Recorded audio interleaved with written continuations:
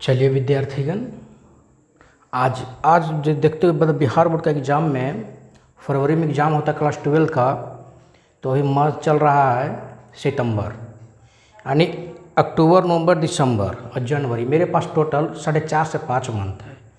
तो मैंने सोचा यूट्यूब पर क्यों ना एक ऐसा सीरीज चलाया जाए जो बच्चे हैं अच्छा से समझकर और ज़्यादा नंबर उठाने का प्रयास करें। एक एक वर्ड समझ में आएगा। अगर नहीं समझ में आएगा तो कमेंट में कीजिएगा कि हमको ये समझ में नहीं आया, तो आपको हम क्या करेंगे, पर्सनल आपको समझाने का भी प्रयास करेंगे।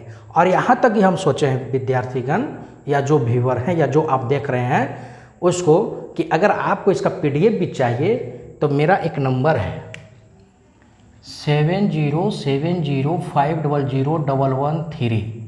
इस पे आप व्हाट्सएप पे मैसेज कीजिएगा कि सर या भैया हमको ये PDF चाहिए, तो आपको हम PDF भी प्रोवाइड करवा देंगे। मतलब ठीक नहीं? तो हम चाहते हैं बाबू कि इस वीडियो को जितना से बढ़िया स्टूडेंट तक आप फैलाएं। मतलब आज से हम स्टार्ट किए हैं क्लास 12 का, रेगुलर आएगा इस पे एक वीडियो।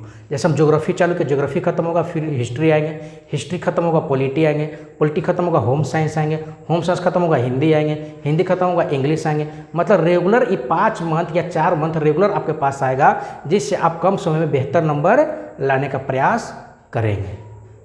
तो ये मेरा नया पहल है, देखते हैं आप लोग कितना सपोर्ट करते हैं। अगर आप लोग का लगातार सपोर्ट बनता रहे तो इससे मेरा क्या होगा, एकदम मोटिवेट होंगे तो हमारा वीडियो हम डालते रहेंगे। तो इसलिए बोलते हैं कि आप अपने दोस्तों के पास भी इस वीडियो को फैलाइएगा, क्योंकि अधिक से अधिक लाभ मिलेगा। नहीं तो मेरा क्लास देखिएगा और प्रीवियस ईयर का क्वेश्चन देखिएगा। अगर क्वेश्चन मिलता है तो मेरा वीडियो मत फैलाइएगा, मत देखिएगा। इतना चैलेंज हम करते हैं।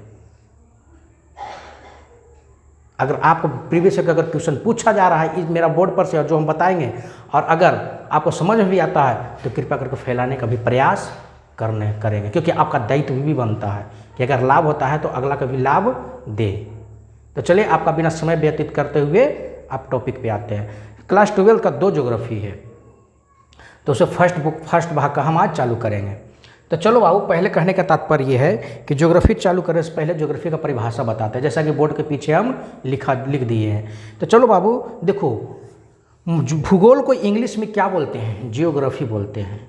ये दो ग्रीक शब्दों से मिलकर बना है। कितना शब्दों से? 2 ग्रीक शब्दों से मिलकर बना है। जो पहला होता है जियो प्लस ग्राफो, जिसमें बाबू जियो का अर्थ होता है पृथ्वी और ग्राफो का अर्थ होता है वर्णन करना। यानी पृथ्वी का वर्णन करना ही क्या कहलाता है, जियोग्राफी कहलाता है। अब बोलिएगा कि पृथ्वी का वर्णन क्या, पृथ्वी तो पृथ्वी है, तो पृथ्वी पर क्या वर्णन करते हैं, झील के बारे में, पहाड़ के बारे में, नदी के बारे में। और जो मेरा जमीन के अंदर यानी भूमि के अंदर जो है खनिज वगैरह, लोहा, सोना, चांदी, अब्रक, कोयला, एल्युमिनियम, खनिज पदार्थ, वो सब का भी अध्ययन कराना क्या कहलाता है, ज्योग्राफी कहलाता है। अब आया समझ में? मोटा मोटा अगर कोई पूछेगा कि ज्योग्राफी किसे कहते हैं, तो आपको बोलना है कि ज्योग्राफी 2 ग्रीक शब्दों से मिलकर बना है, जियो प्लस ग्राफो, जिसमें जियो का अर्थ क्या होता है, जियो का अर्थ होता है पृथ्वी, और ग्राफो का अर्थ होता है वर्णन करना। यानी पृथ्वी का वर्णन करना ही क्या कहलाता है, ज्योग्राफी कहलाता है। अब हमको लगता है कि ज्योग्राफी आपको समझ में आ गया होगा कि ज्योग्राफी का परिभाषा क्या होता है। जैसा कि देखिए हम बोर्ड पे लिख दे चुके हैं कि ज्योग्राफी है जो 2 ग्रीक शब्दों से मिलकर बना है, जियो प्लस ग्राफो। जियो का अर्थ होता है पृथ्वी, ग्राफो का अर्थ होता है वर्णन करना। यानी पृथ्वी का वर्णन करना ही क्या कहलाता है, ज्योग्राफी कहलाता है। अब अगला आता है कि जैसे पृथ्वी का वर्णन करना ही ज्योग्राफी कहलाता है, जैसे पर्वत, झील, नदी, कोयला, सोना, चांदी, जितना भी खनिज पदार्थ है, जितना भी यानी पृथ्वी के भूमि के तल के ऊपर और पृथ्वी के भूमि तल के नीचे जो भी जितना संसाधन पाया जाता है, जो भी जितना खनिज पाया जाता है, उसके बारे में अध्ययन करते हैं, उसी को तो हम ज्योग्राफी कहते हैं। आया आपको समझ में? अब देखते हैं, जैसे तुम्हारा 1 नंबर के यहाँ से 100% पूछ देता है कि बताइए, 1 नंबर में पूछ देता है कि ज्योग्राफी का जनक किसे कहा जाता है। 100% तो प्रीवियस क्वेश्चन पूछ देखिएगा आप, हर साल पूछता है, एक आध साल ना पूछे, एक दो साल ना पूछे, लेकिन पूछता ही पूछता है। तो इसलिए हम बोर्ड पर लिख दिए कि इरेटोस्थनीज को भूगोल का जनक कहा जाता है। किसको कहा जाता है? इरेटोस्थनीज को भूगोल का जनक कहा जाता है। कहने का तात्पर्य हुआ, ज्योग्राफी का परिभाषा बता चुके हैं, ज्योग्राफी का जनक भी बता चुके हैं कि इरेटोस्थनीज को कहा जाता है। अगर आपको विश्वास नहीं होता है तो just previous year tuition bank आप सब ले ही होंगे, और नहीं लेंगे तो गूगल कीजिएगा। 100% क्वेश्चन पूछता है। इसलिए कहते हैं मेरे वीडियो को आराम से देखिए, कम समय में ज़्यादा नंबर उठाने का प्रयास करें और अपने दोस्तों के पास भी इस वीडियो को शेयर करें, क्योंकि अगर शेयर कीजिएगा तो मुझे क्या होगा, मोटिवेट मिलेगा। तो और भी तरह तरह का वीडियो डालेंगे कि जो आपको कम समय में ज़्यादा नंबर कैसे मिले, एकदम पॉइंट टू पॉइंट चलेंगे कि जो आपको लाभ ही मिले, इसके अलावा कुछ नहीं। आए समझ में? तो ज्योग्राफी का जनक किसे कहा जाता है? तो इरेटोस्थनीज को कहा जाता है। अब देखो, इरेटोस्थनीज को होता है ठीक है, लेकिन भूगोल को मुख्य रूप से दो भाग में बांटा गया। भूगोल को कितना रूप में बांटा गया है? दो भाग में। एक है भौतिक भूगोल और दूसरा है मानव भूगोल। भौतिक भूगोल तो आप लोग पढ़े नहीं होंगे, हमको पता है, क्योंकि क्लास 11 कोई नहीं पढ़ता है, और क्लास 11 में ये भौतिक भूगोल। तो क्लास 12 का हम आगे बता रहे हैं कि फरवरी में एग्जाम होता है, उसके भी हम वीडियो बना रहे हैं। तो क्लास 12 में पढ़ना है आपको मानव भूगोल। तो देखो बाबू, भूगोल को मुख्य रूप से कितना भागों में बांटा गया है? मुख्य रूप से दो भागों में बांटा गया है। पहला है भौतिक भूगोल जो कक्षा 11 का था, अब दूसरा है मानव भूगोल जो कक्षा 12 में पढ़ना है। तो हम मुख्य रूप से भी मानव भूगोल के ऊपर चर्चा करेंगे। तो इसलिए मेरा हेडलाइन बनता है मानव भूगोल। अब मानव भूगोल जब बनता है हेडिंग, तो यहीं से एक क्वेश्चन पूछ दिया जाता है आपका कि आधुनिक मानव भूगोल का जनक किसे कहते हैं? तो आधुनिक मानव भूगोल के जनक बाबू फ्रेडरिक राइटजेल को कहते हैं। अगर आपको विश्वास नहीं है तो फिर प्रीवियस ईयर क्वेश्चन में जाइए और फिर देखिए क्वेश्चन पूछता है कि नहीं पूछता है। और ये मैं दावा के साथ कह सकता हूँ कि अगला साल भी पूछेगा ही पूछेगा, क्योंकि देखिए बाबू, आपका ट्यूशन ऑब्जेक्टिव पूछेगा 70, आपको टच करना है 35।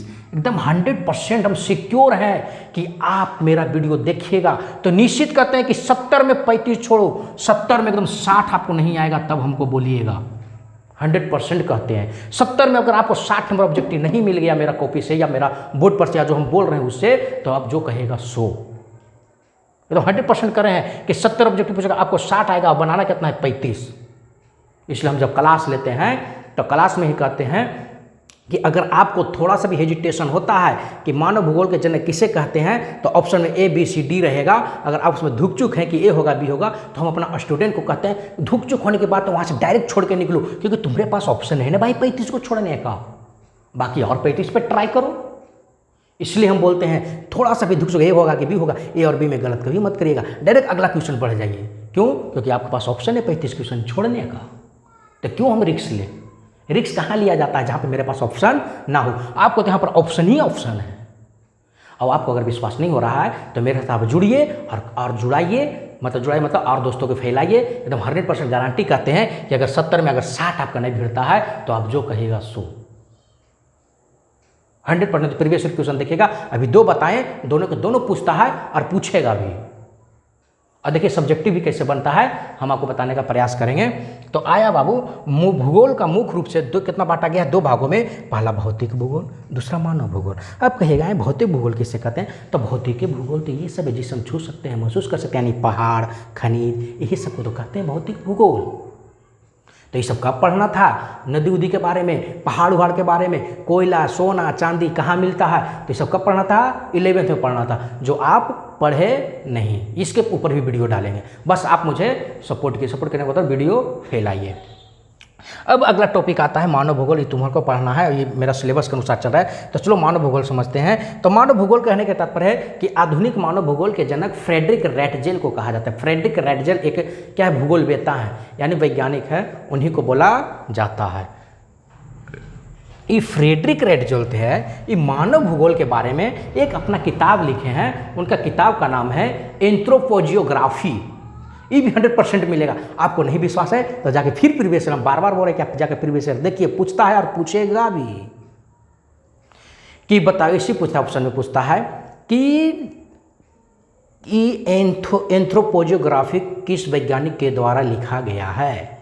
क्या? फ्रेडरिक राइटजेल। या इससे पूछेगा कि मानव भूगोल के बारे में किस किताब में चर्चा है या किस किताब में वर्णन किया गया है? एंथ्रोपोजियोग्राफी में। एंथ्रोपोजियोग्राफी किसके द्वारा लिखा गया है? फ्रेडरिक राइटजेल। देखो बाबू, क्वेश्चन कैसे भी पूछे अर्थ वही निकलता है। इसलिए हम बोलते हैं, इसलिए हम समझाने पे ज़्यादा जोर देते हैं कि एक बार बच्चा समझ गया तो कहीं से भी क्वेश्चन कैसे भी पूछ दे, आंसर तो वही होगा। आ रहा है समझ? देखा कैसे कैसे घुरा घुरा कर क्वेश्चन पूछता है। अब फिर आता है कि पूछ देता है बाबू तुम लोग का कि मानव भूगोल किसे कहते हैं, मानव भूगोल को परिभाषित कीजिए, मानव भूगोल से आप क्या समझते हैं। पहले क्या बोले, मानव भूगोल किसे कहते हैं। जिस टाइप का प्रश्न पूछता है उस सबसे चलिए, मानव भूगोल किसे कहते हैं, मानव भूगोल को परिभाषित करें, मानव भूगोल से आप क्या समझते हैं। ये 3 प्रश्न हैं और ये तीनों प्रश्न का उत्तर एक ही होगा। आ रहा है समझ को आपको कैसा प्रश्न पूछा जाता है, इसलिए हम कहते हैं मेरे साथ जुड़िए। तो देखो बाबू, ये रेटजेल, फ्रेडरिक रेटजेल जो एंथ्रोपोजियोग्राफी बुक लिखे थे, इनके अनुसार मानव भूगोल मानव समाज और पृथ्वी के बीच संबंधों का संश्लेषित क्या है, अध्ययन है। कहने के तात्पर्य भूगोल क्या है, तो रेटजेल के अनुसार ये है कि जो मानव है समाज में रह रहा है और किसके भी संबंध, पृथ्वी के संबंधों का संश्लेषित अध्ययन है। जब हम मानव हैं और पृथ्वी से ही तो खनिज पदार्थ क्या कर रहे हैं, उससे प्राप्त कर रहे हैं और अपना जीवन व्यतीत कर रहे हैं, यानी मानव और पृथ्वी के बीच क्या है, संश्लेषित का अध्ययन है, ऑब्जेक्टिव। यहाँ फिर क्वेश्चन बनता है कि किस वैज्ञानिक ने कहा था कि मानव और भूगोल के बीच संश्लेषित का अध्ययन है, फ्रेडरिक रेटजेल। यहाँ सब्जेक्टिव और सब्जेक्टिव के साथ ऑब्जेक्टिव भी, कितना बढ़िया है। फिर एक और वैज्ञानिक है जो बोले थे, एलन सी सैंपल बोले थे, अर्थ वही निकल रहा है, सिर्फ परिभाषा चेंज है। एलन सी सैंपल के अनुसार मानव भूगोल अस्थिर पृथ्वी और क्रियाशील मानव के बीच परिवर्तनशील का अध्ययन है। कहने का तो अर्थ वही है। परिवर्तनशील का क्या तात्पर्य कि प्रकृति के द्वारा जो दिया गया है उसको हम परिवर्तन कर कर क्या करते हैं, उपयोग करते हैं, उसी को बोलते हैं परिवर्तनशील। देखो तो अगर कोई पूछेगा कि मानव भूगोल किसे कहते हैं, तो रेटजेल के अनुसार ये, एलन सी सैंपल के अनुसार ये 2 नंबर। कितना आसान है। हम कह रहे हैं मेरे साथ जुड़िए ना, एक एक चीज़ समझ में आएगा। और इस वीडियो को जितना से जितना फैलाने का प्रयास कीजिए कि आप जैसे जो दोस्त होगा उसके पास भी शेयर कीजिए। मेरा तो सपोर्ट हुए करेगा, आपका भी नाम लेगा कि दोस्त एक ऐसा था जो मेरे पास वीडियो सेंड किया, जो मेरा कम समय में ज़्यादा नंबर उठा सके। अब अगला आता है ना जी कि मानव भूगोल की विचारधाराएँ, यहाँ से 100% ट्यूशन बनता है। आगे बोल रहे हैं ये बिहार बोर्ड का क्लास 12 को मध्य नज़र रखते हुए वीडियो बना रहे हैं, तो एक एक पॉइंट बहुत इंपॉर्टेंट है, इसे समझने का प्रयास कीजिएगा। आज फर्स्ट चैप्टर खत्म करेंगे। तो मानव भूगोल की विचारधाराएं कितना प्रकार के हैं, तो 3 प्रकार के हैं। पहला आया नियतिवाद, दूसरा आया संभववाद, तीसरा आया नवनिश्चयवाद।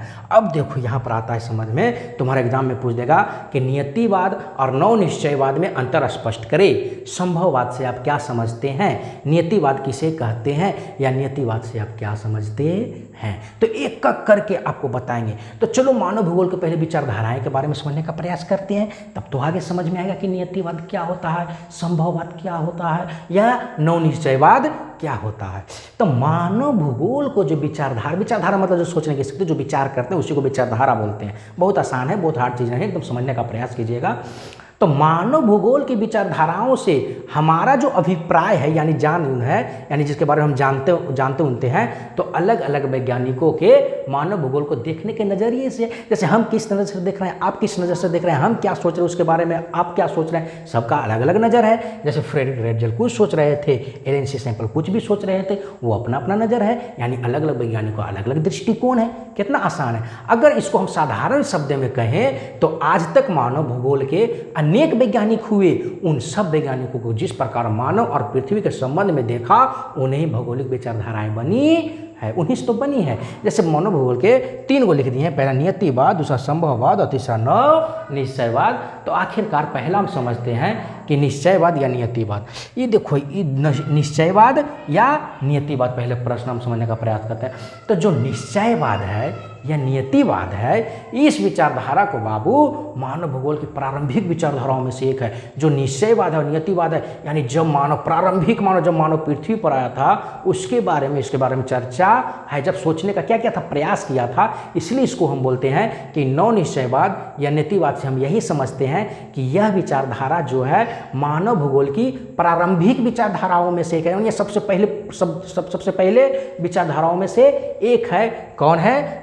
निश्चयवाद या नौ निश्चयवाद। मतलब निश्चयवाद और अनियतिवाद के अंतर्गत उस मानव का जिक्र किया गया है जो पहले क्या था, आदिम था और पृथ्वी से डर कर रहता था। कहने का तात्पर्य कि आज से पहले जो आदमी पृथ्वी पर जन्म लिया होगा वो क्या पृथ्वी से डर कर नहीं रहता होगा। इतना बड़ा बड़ा पहाड़ी क्या है, इतना बड़ा बड़ा जानवर ये क्या है, तो आदिम था, मतलब जंगलों में रहता था, तो क्या रहता था, पृथ्वी से डर कर रहता था। नियतिवाद और निश्चयवाद समझा रहे हैं कि आप अगर अच्छा समझ जाइएगा तो वहाँ अगर 340 शब्द लिख दीजिएगा तो आपको 2 नंबर मिल जाएगा।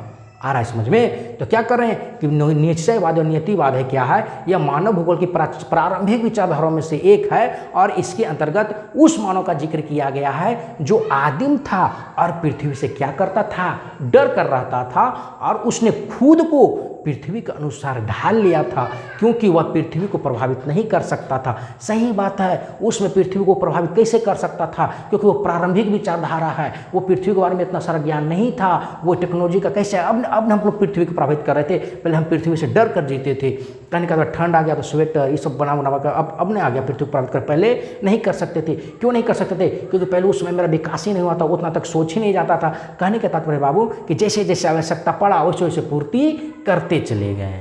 आया समझ में? जैसे विशेषताएं समझते हैं कि आखिरकार निश्चयवाद और नियतिवाद, तो उस समय प्रौद्योगिकी मतलब टेक्नोलॉजी क्या था, बहुत ही स्तर निम्न था। पहला पॉइंट क्या, उस समय प्रौद्योगिकी बहुत का स्तर क्या था, निम्न था। मानव विकास नहीं के बराबर था, मानव विकास उस समय ना के बराबर था। मानव प्रकृति की सुनता था और उसकी पूजा करता था और उससे क्या करता था, डरता था। सही बात है, पहले अगर पहले पानी नहीं पड़ता था तो डर से देखता था कहीं कहीं जग होता था। क्यों? क्योंकि पानी पड़े तो हम लोग डरते थे। पहले आदिम मानव बोल रहे हैं, नौ निश्चयवाद और नियतिवाद की परिभाषा बोल रहे हैं कि पहले भगवान से क्या करते थे, प्रकृति के सुनते थे और उसकी पूजा करते थे और उनसे क्या करते थे, डरते थे, उन्हीं के अनुसार चलते थे। आ रहा है आपको समझ में? नहीं देखता कि पानी नहीं पड़ता तो पहले पूजा पाठ करता, अब होता है, अब नहीं होता है। क्यों? क्योंकि अब हमको प्रभावित कर, अब उससे हम प्रभावित नहीं हो रहे हैं।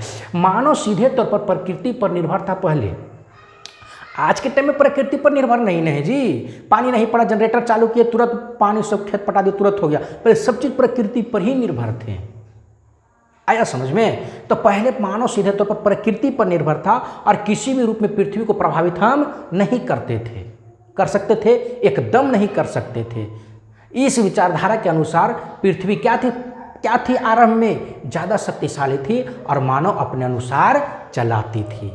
जैसे उदाहरण के लिए लेते हैं बाबू कि पुराने समय में जब मानव आदिवासी था तो बारिश ना होने पर क्या करते थे, वह सिंचाई के लिए अन्य साधन ना ढूंढकर पृथ्वी की पूजा करते, जो बोले थे क्या करते थे, जग करते थे, पूजा पाठ करते थे और उनसे खुश करने में लग जाता था ताकि क्या हो सके, बारिश हो सके और वह अच्छे से क्या कर सके, खेती कर सके। आया आपको समझ में? हमको लगता है आपको हम समझा चुके हैं, नहीं समझा चुके हैं नियतिवाद और निश्चयवाद।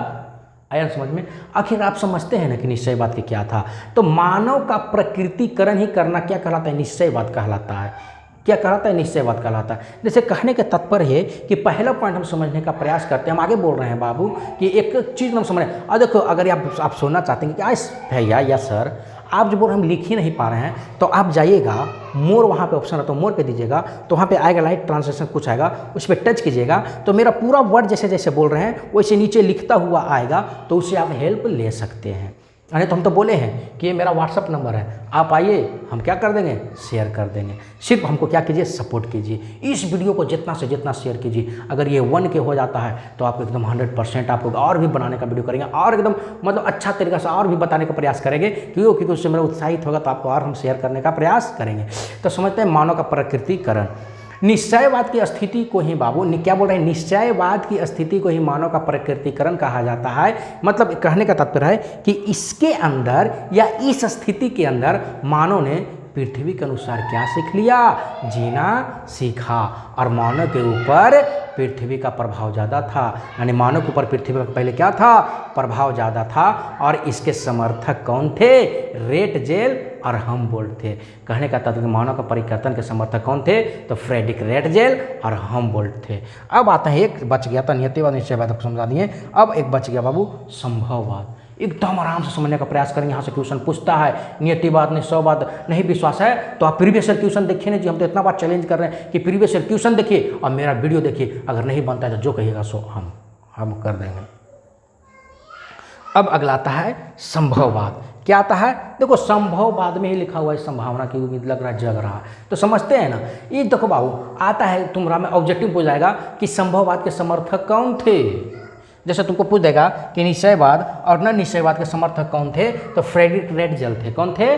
फ्रेडरिक रेटजेल और हमबोल्ट थे। ऑब्जेक्टिव भी क्वेश्चन पूछता है, मतलब कहने के तात्पर्य है कि नियतिवाद और निश्चयवाद के कौन थे? फ्रेडरिक रेटजेल थे और एक और वैज्ञानिक थे जिसका नाम था हमबोल्ट। इसके समर्थक पूछ देता है कि नियतिवाद के समर्थक कौन थे, तो रेटजेल और हमबोल्ट, या नौ निश्चयवाद के समर्थक कौन थे, तो रेटजेल या हमबोल्ट। अब आते हैं संभववाद। तो संभववाद के समर्थक कौन थे? तो इनका समर्थक थे विडाल डी ला ब्लास। क्या थे?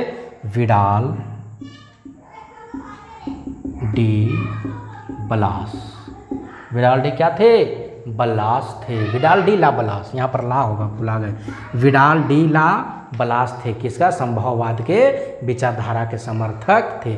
यह विचारधारा थे न जो नौ निश्चयवाद यानी निश्चयवाद के आगे की स्थिति का वर्णन करती है, जब मनुष्य का विकास हुआ और वह प्रकृति के नियमों को क्या करने लगा? समझने लगा। प्रकृति के नियमों को क्या करने लगा? समझने लगा। इन्हें समझ में, देखो फिर समझना पड़ेगा। प्रकृति को नियमों को समझने के बाद मनुष्य ने प्रकृति को क्या करना शुरू कर दिया? प्रभावित करना शुरू किया और अपने अनुसार प्रकृति को ढालना शुरू किया। यानी कहने के तात्पर्य ये हुआ कि मनुष्य पृथ्वी से स्वतंत्र होकर क्या करने लगा? रहने लगा और अपने अनुसार पृथ्वी को क्या करने लगा? बदलने लगा और पृथ्वी पर उपस्थित संसाधनों का प्रयोग करना क्या किया? सीख लिया। जैसे कहने के तात्पर्य ये हुआ कि हम जब पृथ्वी को समझ लिए तो समझ गए कि ठंडा है, तो पृथ्वी पर जो बहुत सारा संसाधन था तो हम समझ गए कि ठंडा लगने वाला है, तो इस समय ऊनी वस्त्र का प्रयोग आ गया। यानी हम क्या किए? ऊनी वस्त्र डाल लिए। गर्मी आया तो एसी का प्रयोग किए, कूलर का प्रयोग किए, पंखा का प्रयोग किए। यही तो हम पृथ्वी को प्रभावित कर रहे हैं। अब ज़्यादा कार्बन डाइऑक्साइड हो रहा है तो क्या हो रहा है? ग्लेशियर पिघल रहा है, इतना सारा तापमान बढ़ रहा है, तो हम क्या करना शुरू कर दिए? पृथ्वी को प्रभावित करना शुरू कर दिए। आ रहा है आपको समझ में? देखो भाई, मेरा क्लास में शायरी उरी नहीं चलेगा, एकदम फोकस होकर पढ़िए, कम समय में ज़्यादा नंबर लाइए। आ रहा है आपको समझ में? क्या बोले थे नौ निश्चयवाद? तो पहला पॉइंट हम बोले थे, इस जो संभववाद के विचारधारा के समर्थक कौन थे? विडाल डी ला ब्लास थे। इनका कहना था कि निश्चयवाद के जो स्थिति आगे का वर्णन करता है, उसका कहने का तात्पर्य कि पहले जो था आदमी पृथ्वी से डर कर रहा था और उनके अनुसार जीता था। जस्ट इसका उल्टा हो गया संभववाद में कि अब पृथ्वी को हम क्या कर रहे हैं? अब पृथ्वी को हम प्रभावित कर रहे हैं। यानी इसका वर्णन, जब मनुष्य का विकास हुआ और वह प्रकृति के नियमों को क्या करने लगे? समझने लगे। और नियमों को समझने के बाद मनुष्य क्या करने लगे? पृथ्वी को प्रभावित करना शुरू किया और अपने अनुसार प्रकृति को क्या किया बाबू? ढालना शुरू किया। और मनुष्य पृथ्वी से क्या हो करने लगा? स्वतंत्र होकर रहने लगा और अपने अनुसार पृथ्वी को क्या किया? बदलने लगा और पृथ्वी पर उपस्थिति संसाधनों का प्रयोग करना क्या कर लिया? सीख लिया। यानी जो मार्कर है, ये जो बोर्ड है, ये जो मोबाइल है, ये जो टैब है, ये सब क्या है? ये जो लाइट है, ये सब पंखा है, ये सब क्या है? पृथ्वी के तो ही तो खनिज है। यानी हम पृथ्वी को प्रभावित करना सीख लिए। इसी को बोलते हैं संभववाद। इसके समर्थक कौन थे? तो विडाल डी ब्लास थे। जैसे कहने के तात्पर्य है बाबू, एग्जाम्पल से समझने का प्रयास करते हैं कि मानव ने गर्मी से बचने के लिए कूलर और सर्दी से बचने के लिए स्वेटर भी बनाना सीख लिया। अब कोई तरह का दिक्कत है, ठंड लगेगा, तुरंत जैकेट डालेंगे, चलो कौन बात ठंड है, तुरंत चलने का प्रयास करेंगे, उतना ठंड लगेगा। यानी पृथ्वी को क्या करना शुरू कर दिए? प्रभावित करना शुरू कर दिए। कूलर है, गर्मी लग रहा है, तुरंत कूलर एसी ऑन करो। आज वहाँ पर क्या जाएगा? जो उत्सर्जन होगा तापमान, वो क्या होगा? तापमान बढ़ेगा, ग्लेशियर पिघलेगा, ग्लेशियर पिघल को पानी कहाँ जाएगा? समुद्र में जाएगा। तो क्या हो रहा है? हम लोग का धीरे धीरे पानी का लेवल भी घट रहा है। आ रहा है समझ में आपका कि नहीं आ रहा है? अगर नहीं आता है तो फिर से हमको समझाने का प्रयास करते हैं। आते हैं दूसरा टॉपिक पे। एक टॉपिक आपको फिर से समझा देते हैं, प्रकृति का मानवीकरण। प्रकृति का मानवीकरण एकदम सीरियल वाइज चलेंगे। प्रकृति का मानवीकरण, प्रकृति का मानवीकरण। तो समझने का प्रयास करते हैं ना प्रकृति का मानवीकरण कैसे हो, यानी प्रकृति मानव उसको कैसे प्रभावित करने लगा। तो कहने के तात्पर्य ये हुआ कि प्रकृति का मानवीकरण उस स्थिति को कहा गया है जब मनुष्य प्रकृति के नियमों को समझकर प्रकृति को प्रभावित करने लगा। क्या बोल रहे हैं? प्रकृति का मानवीकरण, यानी प्रकृति का मानवीकरण उसी स्थिति को कहा गया है, यानी उस स्थिति को कहा गया है जब मनुष्य प्रकृति को नियम को समझने लगे और हम समझकर पृथ्वी को क्या करने लगे? प्रकृति को क्या करने लगे? प्रभावित करने लगे। यानी कहने के तात्पर्य ये हुआ कि नियतिवाद विचारधारा में जहाँ मनुष्य क्या रहता था? पृथ्वी के अनुसार रहता था। अब उसने पृथ्वी को अपने अनुसार परिवर्तित करना क्या कर लिया? सीख लिया। इसे ही तो प्रकृति का मानवीकरण कहते हैं। कहने का तात्पर्य है कि जैसे पहले गर्मी लगता था तो छत पे जाकर सोते थे, नहीं तो फूस रहता था पहले मकान, तो खटिया पेड़ के पास निकाल कर पहनते थे। तो हम लोग क्या रहते थे? पहले प्रकृति पर निर्भर रहते थे, प्रकृति को कोई नुकसान नहीं पहुँचाते थे। अब क्या? अब जैसे गर्मी लगा तो इतना टेक्नोलॉजी का विकास हो गया कि AC लगा रहे हैं, पंखा लगा रहे हैं, और इससे जो उत्सर्जन हो रहा है तापमान, वो जाकर वायुमंडल में हो रहा है, और वायुमंडल का तापमान क्या बढ़ता है? तो ग्लेशियर पिघलता है, और ग्लेशियर अगर पिघलेगा तो पानी समुद्र में जाके मिलता है, यानी मेरे पानी भी पीने का लेवल घट रहा है। कहने के तरीके से समझते हैं कि आज सब जैसे पहाड़ वहाड़ कट के सीमेंट उमेंट से ईटा बन रहा है, मिट्टी कट के ईटा बन रहा है, पहाड़ कट के सीमेंट बन रहा है, पेड़ कट के बेंच पलंग बन रहा है, तो ये सब प्रकृति का तो हम मानवीकरण कर रहे हैं। अब आया आपको समझ में? कहने के फिर हम समझते हैं प्रकृति का मानवीकरण क्या है। तो नियतिवाद विचारधारा में जहाँ मनुष्य पृथ्वी से क्या रहता था? डर कर रहता था, यानी उसके अनुसार जीता था, जो कि प्रकृति का मानवीकरण में क्या हुआ? अब उसने पृथ्वी को अपने अनुसार परिवर्तित करना क्या कर लिया? सीख लिया, और इसी को क्या कहते हैं? प्रकृति का मानवीकरण कहते हैं। अब आपको हमको लगता है कि आपको आ गया होगा समझ में। अब अगला टॉपिक आता है नव निश्चयवाद, यही वाला जो नया नव निश्चयवाद का तात्पर्य कि नया निश्चयवाद क्या है। तो यह निश्चयवाद और संभववाद के बीच का रास्ता है। कहने का तात्पर्य कि जो निश्चयवाद था वो प्रकृति के ऊपर निर्भर रहता था, और जो संभववाद था ये प्रकृति को प्रभावित करने लगा। यही दोनों के जो बीच का रास्ता है उसी को हम क्या बोलते हैं? नव निश्चयवाद। इसे रुको और जाओ निश्चयवाद भी कहा गया। ऑब्जेक्टिव में आता है कि रुको और जाओ निश्चयवाद किसे कहा जाता है? रुको और जाओ, रुको और जाओ कौन सा कहा जाता, किसे कहा जाता है? तो नव निश्चयवाद को कहा जाता है। अगर विश्वास नहीं तो फिर प्रीवियस ईयर आप क्वेश्चन जाकर देखिए, पूछता ही पूछता है और आने वाला समय पूछेगा ही पूछेगा। तो रुको और जाओ निश्चयवाद भी कहा जाता है। किसे कहा जाता है? तो नव निश्चयवाद को कहा जाता है। यानी नव निश्चयवाद के अनुसार मनुष्य न तो पूरी तरह से प्रकृति को बदल सकता है और न ही प्रकृति पूरी तरह से मनुष्य को प्रभावित कर सकता या कर सकती है। आया आपको समझ में? बोल रहे हैं कि नव निश्चयवाद के अनुसार मनुष्य जो है न तो प्रकृति को पूरी तरह से बदल सकता है और ना ही प्रकृति पूरी तरह से मनुष्य को प्रभावित कर सकती है। इसे हम क्या बोलते हैं? नव निश्चयवाद बोलते हैं। कहने का तात्पर्य यह है कि मानव केवल प्रकृति के नियमों को समझकर पृथ्वी को अपने रहने के अनुसार बना सकता है। कहने का प्रकृति को नियम के समझेंगे, कहने का कब ठंडा पड़ेगा, कब गर्मी पड़ेगा, कब बरसात होगा, तो उसके अनुसार हम अपना रहने सहने खाने पीने का इंतजाम कर लिया जाएगा, जीने के लिए सीख लेंगे। आया आपको समझ में? जैसे कहने के तात्पर्य फिर आपको एक टॉपिक समझाने का तात्पर्य है कि नव निश्चयवाद की यह विचारधारा न तो निश्चयवाद की तरह पूर्ण से प्रकृति को मनुष्य के ऊपर दिखाती है और न ही संभववाद की तरह मानव को प्रकृति से ऊपर दिखाती है। इन दोनों का क्या है? ये बीच का रास्ता है। आपको आया समझ में? नहीं आया? अब समझते हैं मानव भूगोल के क्षेत्र। मानव भूगोल के क्षेत्र, मानव भूगोल के क्षेत्र कितना होता है? 5 होते हैं। ये ऑब्जेक्टिव में पूछ जाता है कि मानव भूगोल को कितने क्षेत्र, तो मानव भूगोल के 5 क्षेत्र ऑब्जेक्टिव में रहेगा। बी नंबर पर 5, नहीं तो ए नंबर पर 5 रहेगा। तो मानव भूगोल मतलब मानव भूगोल के कहने का तात्पर्य कि मानव आदमी जहाँ रहता है भौगोलिक है कि उसके अनुसार क्षेत्र। तो पहला हुआ नगरीय क्षेत्र। क्या हुआ? नगरीय मतलब जहाँ 5 लाख से ज़्यादा जनसंख्या रहे तो उसे नगरीय बोला जाता है। फिर आता है जनसंख्या भूगोल, फिर आता है आर्थिक भूगोल, फिर आता है आवास भूगोल, फिर आता है सामाजिक भूगोल। तो इसके बारे में फिर से अगला चैप्टर पढ़ने का प्रयास करेंगे। आज का एक चैप्टर समाप्त हुआ। हम इतना निश्चित बात से कहते हैं कि आज आपका कम से कम 5 से लेके 8 नंबर एकदम 100% कन्फर्म है। 5 से 8 बहुत कम बोले हैं, मैक्सिमम आपका जाएगा 10 नंबर तक। इस चैप्टर से, फर्स्ट चैप्टर से मैक्सिमम जाएगा 10 नंबर और मिनिमम जाएगा 5 से 8 के बीच में रहेगा। अगर ऑब्जेक्टिव के जोड़ लेंगे तो 100% 10 प्लस जाएगा, लेकिन नीचे नहीं रहेगा। अगर नहीं आपको विश्वास है तो आप इस वीडियो को देखिए और प्रीवियस ईयर क्वेश्चन देखिए। अगर नहीं बनता है तो आप कमेंट कीजिए और आपको समझाने का प्रयास करें। बस आप लोग से हमकी यही गुजारिश है कि आप जो मेरा नया सेशन जो चालू किए हैं, आप इसके साथ जुड़िए और मेरे चैनल को सपोर्ट कीजिए। इससे हमको क्या मिलेगा, उत्साहित हो गए ना तो और भी वीडियो आपको डालना। देखो बाबू, मेरा पढ़ाने का मतलब ये है ना कि जैसे ही तो अभी पढ़िए नहीं तो 10+2 का भी चालू हो जाएगा, तो ऐसा समझ जाइए कि ऐसा बात नहीं है कि आप जॉब के लिए नहीं पढ़िएगा तो जरूर। तो क्यों ना ऐसा पढ़ लिया जाए कि उस समय भी पढ़ेंगे लेकिन उस समय कम मेहनत करना पड़े। यही सब तो पूछता है दरोगा, बिहार पुलिस, बिहार स्टेट जो BPSC होता है, Bihar public service commission, UPSC union public service commission, मतलब बिहार लोक सेवा आयोग, संघ लोक सेवा आयोग, ये सब बनता है, SDM ये सब बनता है। यही सब तो पूछता है, बड़ी ज़्यादा पूछता है। तो इसलिए मेरा कहने का तात्पर्य कि एक बार ऐसा ही क्यों ना समझ ले, जो आगे चल के थोड़ा बहुत पढ़े तो वो भी समझ में आ जाए। तो मेरे साथ जुड़िए, चैनल को सपोर्ट कीजिए और अपने दोस्तों के पास भी फैलाइए इसको। इसलिए हम कहते हैं कि अच्छा सपोर्ट कीजिएगा तो और वीडियो भी डालने में हमको क्या मिलेगा, उत्साहित होंगे। तो मिलते हैं नेक्स्ट क्लास में। इसका नेक्स्ट चैप्टर कल डालेंगे। जय हिंद।